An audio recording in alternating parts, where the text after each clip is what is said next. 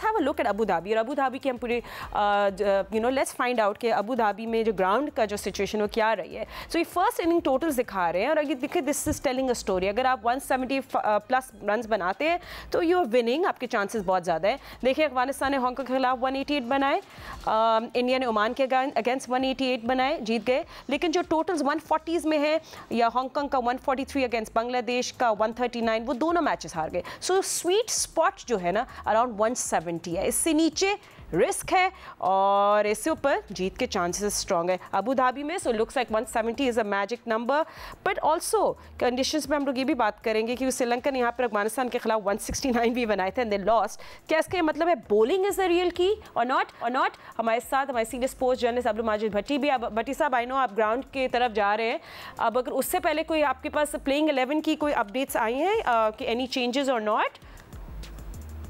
फातिमा, जिस तरह मैं पहले बता रहा था कि मुझे तो अनचेंज स्क्वाड लग रहा है, क्योंकि माइक हैसन बहुत ज़्यादा तब्दीलियों पर बिलीव करते नहीं हैं, और मेरा ख्याल में अभी अक्लमंदी और दानिशमंदी भी इसी में है कि आप कंसिस्टेंट रहें, और बजाय पैनिक करने के यही पाकिस्तान के बेहतर 11 थे।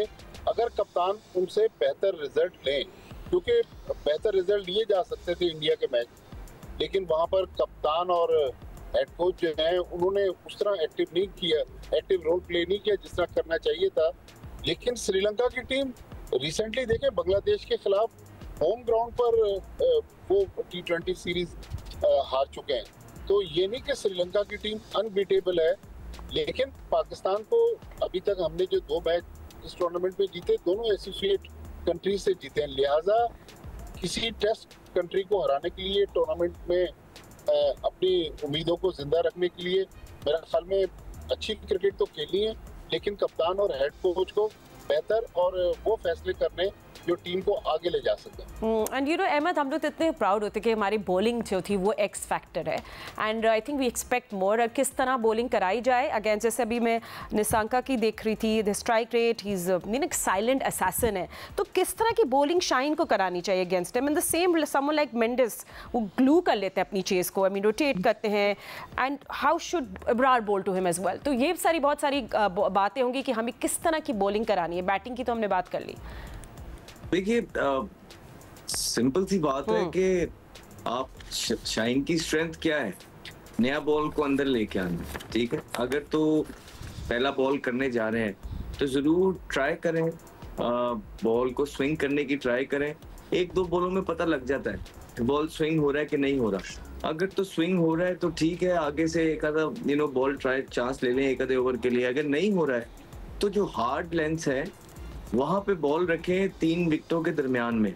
वो ये रहा है कि बहुत एक्स्ट्रा मुझे लग रहा है कि शाहीन भी जो है ट्राई करने जा रहे हैं, उसके देखते हुए, वो करते हुए ना, एक्स्ट्रा ट्राई करते हुए वो अपनी लाइन एंड लेंथ जो है मिस कर रहे हैं, जिसकी वजह से उनको फिर स्कोर हो जाते हैं। बहुत एक्स्ट्रा भी जब आप ट्राई करते हैं ना, तो आपकी जो बॉडी के एंगल्स हैं, डिलीवरी टाइम के ऊपर सारी चीजें वो थोड़ा सा खराब होते हैं। आपका जो मैकेनिज्म है, आपके एंगल्स हैं, जिसकी वजह से एंगल खराब होता है और जो है ना फिर बॉल इधर उधर जाता है। सिंपल रखें चीजों को, जितना सिंपल रखेंगे उतना ही बेहतर है। ज्यादा एक्स्ट्रा आउट करने की तरफ जाएंगे कि अब एक रेपुटेशन डेवलप है, मैंने तो आउट करने ही करने हैं, तो वो कभी कभार हो जाएंगे अब। लेकिन उसके बाद फिर ये है कि टीम आपके खिलाफ भी प्लान करके आती है, तो अगर तो उनसे आउट नहीं हो रहे तो वो जिस तरह पिछले एक मैच में बड़ा इकोनॉमिकल रहे, तो वो फिर इकोनॉमिकल रहे और फिर दूसरों को मौका दें आउट करने का भी। तो जिस तरह बैटिंग के अंदर पार्टनरशिप होती है, इसी तरह बॉलिंग के अंदर भी पार्टनरशिप बहुत जरूरी होती है। और जब आप आउट करने जाते हैं, उसके चक्करों में आपको जब स्कोर हो जाते हैं, तो वो जो प्रेशर होता है ना, वो टीम से उतर जाता है। और तो आपके दूसरे बॉलर्स भी जो है, उनको फिर लोग जो है ना उनके बुरे बॉल का इंतजार करते हैं, अच्छे बॉल्स पे उन पे चांस नहीं लेते। और जहां तक आप अब्रार की बात कर रहे हैं, देखें बहुत इंपॉर्टेंट है, जितने भी आप स्पिनर्स की बात सुनते हैं, सबसे इंपॉर्टेंट है कि कौन कितनी जल्दी कंडीशंस को असेस करता है कि इस पिच पे किस पेस से बॉलिंग करनी है। तो वो पेस जो डिफाइन है, वो तो वहीं पे जो मौजूद होता है, बॉलर बॉलिंग कर रहा होता है मैच के अंदर, वहाँ लोग होते हैं, स्पेशली जब पहली बॉलिंग हो, तो उन्होंने तो वही करना है। दूसरी बॉलिंग के अंदर थोड़ा आइडिया हो जाता है इंसान को पहली बॉलिंग देख के कि हाँ यार क्या पेस इस पिच पे ठीक है, लेकिन आप जो जितना जल्दी अडाप्ट करते हैं, आप भारत के अगर बॉलर्स को देखेंगे, कुलदीप यादव को, तो पहला मैच हुआ था जब पाकिस्तान के अगेंस्ट, तो वो बिल्कुल स्लो बॉलिंग कर रहे थे उनके तमाम बॉलर, क्योंकि वहां पे बाउंस मौजूद था, ठीक है, और वो टेम्प्ट कर रहे थे कि ये अक्रॉस द लाइन जाएं।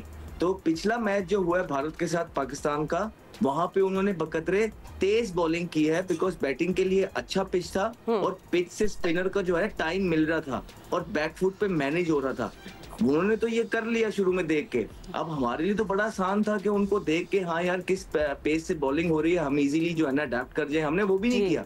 इब्रार बहुत स्लो बॉलिंग करते रहे हैं, बहुत स्लो। तो ये अडेप्टेशन बहुत जरूरी है और फिर इन्हीं चीजों के लिए हो सकता है कि कभी कभार जो है बॉलर्स या बैटर्स का दिमाग अंदर उस तरह काम नहीं करता, प्रेशर होता है। तो मैनेजमेंट भी इसीलिए होती है कि फौरन मैसेज, ये छोटे छोटे मैसेजेस जो हैं, ये तो ग्राउंड में अंदर आने की भी जरूरत नहीं होती। आप बाउंड्री लाइन पे खड़े हुए फील्डर को बता देते हैं, वो जाके बता देता है कि यार थोड़ा सा टाइम मिल रहा है, तेज बॉलिंग कर लो। तो आई थिंक कम्युनिकेशन बहुत इंपॉर्टेंट होगी इस मैच के अंदर। Obviously, and you have to decide कि अब्रार को गूगली हैवी कराना है या लेग ब्रेक हैवी स्पेल कराना है। That's really about how the conditions are going to be. And I think Rashid भाई सबसे बड़ी प्लानिंग की जो बात कर रहे हैं अहमद, हमें भी इस पे बात करनी है, वो डेथ ओवर्स को मतलब बेसिकली गेम चेंजर आपके डेथ ओवर्स होते हैं, उसमें आपका प्लान क्या होगा? किस तरह की बॉलिंग हारिस रऊफ को करानी चाहिए? What are your plans? मुझे क्यों लगता है कि हमारे पास डेथ ओवर्स का कभी कोई प्लान नहीं होता है।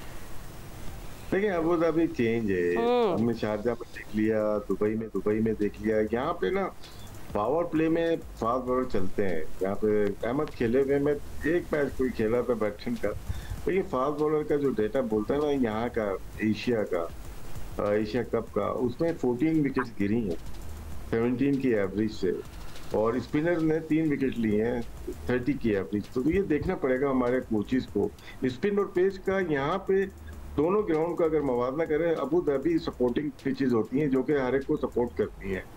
फिर हम आते हैं मिडिल ओवर में, तीनों फेज में जाना पड़ेगा कि कौन से बॉलर्स कहाँ पे सक्सेसफुल होते हैं।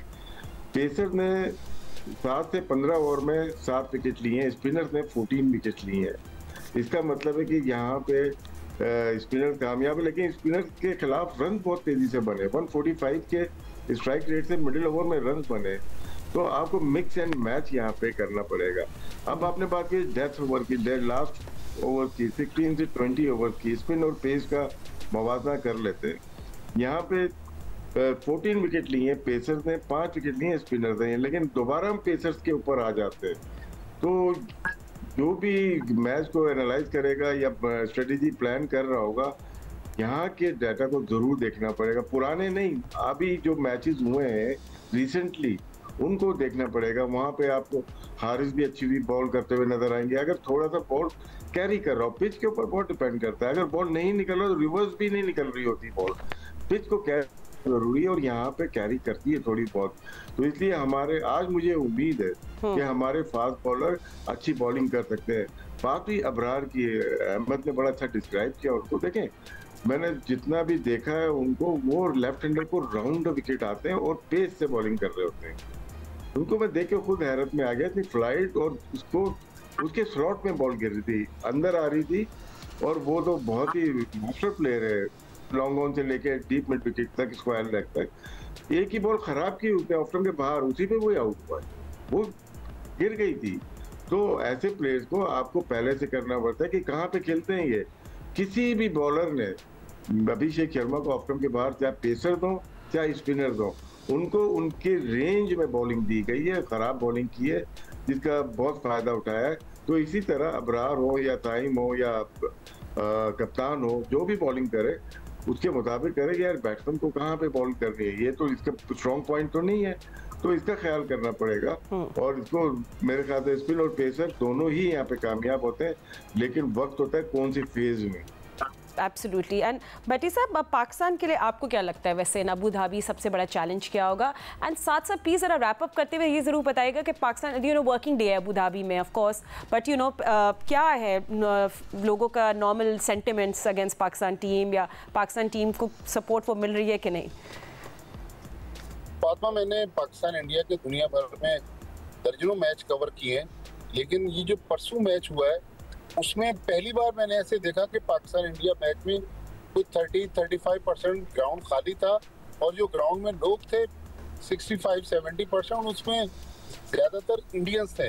तो इसका मतलब है कि पाकिस्तानी इस वक्त बड़ी तादाद में जिस तरह पास में आके अपनी टीम को सपोर्ट करते थे, इस बार लगता है कि लोग थोड़े से नाराज हैं, लेकिन ये टीम क्लिक कर सकती है।